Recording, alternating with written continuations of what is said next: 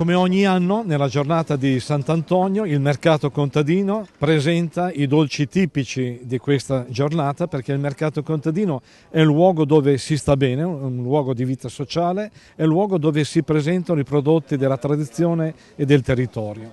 Sant'Antonio è il santo più importante della religiosità popolare, no? È il santo più vissuto per quanto riguarda i contadini e anche per quanto riguarda le persone che abitano nella nostra provincia. Per questo, come ogni anno, abbiamo presentato i dolci tipici della giornata di Sant'Antonio, in modo particolare una torta, che è la torta che per tradizione si mangia una volta all'anno per Sant'Antonio. La tradizione vuole che per non far sì che il tetto crolli bisogna mangiare questa torta di Sant'Antonio. Sii tu pertanto, o grande Sant'Antonio, il nostro consolatore. Liberaci da tutte le afflizioni che continuamente ci tormentano.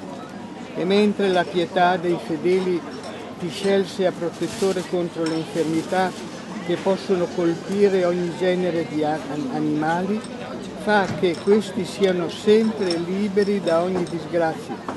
Ravviva in noi, Signore, nel segno di quest'acqua benedetta il ricordo del battesimo e la nostra adesione a Cristo Signore, crocifisso e risorto per la nostra salvezza. La benedizione degli animali poi ha accompagnato questa giornata di festa, perché il mercato è anche il luogo dove tanti consumatori, tanti cittadini possono portare i loro animali e vivere una giornata piena in termini di socialità.